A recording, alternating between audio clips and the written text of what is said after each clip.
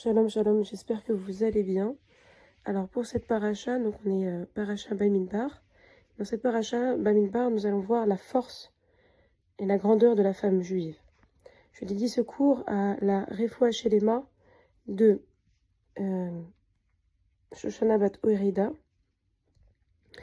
de Myriam bat Karmisa, Fortuné bat Ramsa, Simcha bat Hana, Nuna bat Simcha, Yentel Veren bat Shoshana, Shaga bat Esther, Simcha bat Rachel, David ben Rachel, Viviane bat Emma, Simone Esther Lévi, Beni Hana Perez, Rachel bat Phoebe, ainsi que Eleana bat Simi.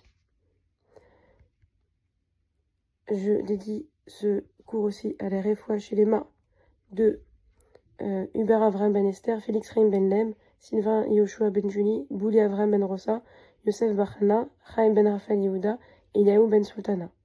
De bon Yeladine pour Sarah Simcha Bracha bat Rachel, Elodie bat Isabelle Devora. Eloi Nishmat, que ce cours soit dédié aussi à la grandeur et au mérite de Lala Soleika, une très très grande satéguette dont on parlera dans ce cours. Yahu ben Meria, Rav Yosef Haloun ben David, Gabriel Berda ben Yehuda Verachel, Chaim Douyen bar Madeleine, Daniel Kayam, Avram ben David, Félix bar Nissim Eugénie, Aaron Shmuel ben Shimon Vefreida, Shlomo Alevi, Sacha David Chaim Barud Vavram, Yehuda ben Mesaouda, Mazal Tov Biton bat Soleika, Sylvie Elise Vidal Barouk bat Sarah, Lydia Mesaouda bat Esther, Marcel Léa bat Mesaouda, Chana Janine Chana bat Esther, Urida bat Esther Alevi, Rachamindon bar Mesaouda, Chana bat Jutayeb de Betakwen, Ravdaï Kadakwen bat Khamsa, Yitzhak bar Urida Verachamim, Shaninou bat Rivka Venissim, Yvonne Mesaouda bat Joséphine Flecha, Linda Esther bat Kamouna, Chaya bat Perla, Touvia bat Yedele et tous ceux qui sont partis depuis le 7 octobre. Un bon zivo pour Ayala Batia Adassa Batimcha, Yentel Veret bat Shoshana, Anaël bat Sipor Rachel et Eleana bat Simi. Amen ve Amen. Dans cette paracha Bamidbar, tout commence par un recensement du peuple juif. Il est dit, faites le relevé de toute la communauté des enfants d'Israël, selon leur famille et leur maison partenelle, au moyen d'un recensement nominal de tous les bams, comptés par tête. Donc on se demande pourquoi est-ce que Akadosh Baruch Hu, dans ce Bamidbar, chapitre 1, verset 2, il est dit que il faut que ça soit nominatif et mâle. La raison est très simple, c'est que c'était pour appel à faire la guerre. En cas de guerre, il fallait savoir exactement le nombre de têtes qui pouvaient aller à la guerre. Mais à un niveau plus profond, c'est qu'en fait, Akadosh Baruch Hu voulait que chacun soit valorisé. C'est-à-dire qu'on ne fasse pas un décompte général, mais que chaque personne se présente. Comme ça, chacun va dire à Hachem, je compte aux yeux d'Hachem. Il est chéri par Hachem. Parce que c'est cet amour que porte Hachem qui leur permet à chaque instant de compter et de s'améliorer. Et chaque personne n'était pas comptée, quel que soit son degré d'observance, d'aptitude, de compétence, d'érudition, niveau de richesse. Hachem le mettait au même niveau et il voulait que tout le monde soit aussi important, soit spécial, soit unique et se présente avec son identité propre. Mais là, on parle de mâle et on dit et les femmes dans tout ça. Pourquoi est-ce qu'Hachem il a pas dit on décompte toutes les têtes? Il a dit non, les têtes c'est mâle. Ce qu'il faut savoir, c'est que pour rappel, en fait, ce compte a été réalisé après la faute du veau d'or, et que cette faute du veau d'or, elle a été commise par les hommes et non par les femmes. Et que ça aurait pu être irrattrapable et causer la fin du peuple juif. Mais grâce aux supplications de Moshe Rabbeinu et leur repentir sincère, Hachem leur a pardonné, et la relation a pu être rétablie.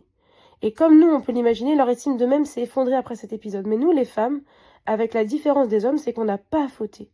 À cette différence, c'est que la relation avec Hachem n'a pas été entachée. On est toujours resté fidèle. Et comme on a été fidèle et pas affecté par le veau d'or, on a maintenu ce niveau d'intégrité, cette force intrinsèque, qui fait que nous, on n'a pas besoin d'être décompté parce que le lien avec Hachem n'a pas été coupé. Et on n'a pas besoin de le remettre, en fait, et de le reprouver, entre guillemets, ou d'être recompté parmi le peuple. Mais est-ce que la femme va s'enorgueillir? Pas du tout. Elle va montrer, en fait, ce lien intrinsèque par sa mission. Dans la paracha, il est écrit que les Bnei Israël campaient par tribu et que chaque tribu arborait fièrement son drapeau. Et en fait, ce qui est intéressant, c'est que chaque tribu arborait fièrement son drapeau, mais que selon les influences de chacun et l'environnement, on ne va pas être influencé de la même manière. Et la responsabilité de la femme juive, de la mère juive, de l'épouse, c'est d'avoir cette force spirituelle, ce lien avec Akadosh Baruch Hu pour empêcher les mauvaises influences, les mauvais éléments extérieurs, tous les dangers physiques, et constituer, comme le dit le Talmud, une véritable forteresse. En fait, dans le monde de Disney, on dit l'homme sur son cheval blanc, etc. Bien sûr que l'homme, il est protecteur, il est la force de la maison, etc. Mais la femme, c'est elle qui bâtit, c'est elle qui vient protéger, en fait, toute sa famille, et c'est elle qui constitue, en fait, ce lien-là. Il y a tant d'exemples dans la Torah de femmes qui ont protégé leur famille, etc. Que ce soit Tzipora qui a sorti son couteau pour faire la circoncision à son fils, qui a calmé le courroux d'Hachem et qui a sauvé la fille à Moshe Rabbeinu. C'est aussi Rachav qui, par sa finesse, son intelligence, avec son mari Yehoshua, des mains des ennemis de Canaan. Michal qui s'est improvisé fine stratège, qui a sauvé son mari, le roi David, des folies meurtrières de Shaoul. Il y en a tellement d'exemples. Et l'autre exemple que je voudrais donner, c'est l'exemple de Lala Soleika. Que par son mérite, Bezrat Hashem, toutes les célibataires puissent trouver leurs zivougs et avoir de beaux enfants, amen et amen. Lala Soleika, c'est quoi l'histoire de Lala Soleika au Maroc? C'est que Lala Soleika, elle était extrêmement belle et extrêmement pure et extrêmement tzadékette. Vraiment une vraie tzadékette. Et snoua, etc. Et il y a un homme d'une autre religion qui est tombé amoureuse d'elle. Et elle n'a pas voulu se marier avec elle parce qu'elle était juive, elle était fière de son judaïsme, mais elle n'a pas voulu. Et sous ce refus, il s'est énervé, il a demandé à ce qu'elle soit attachée par les cheveux et traînée dans toute la ville.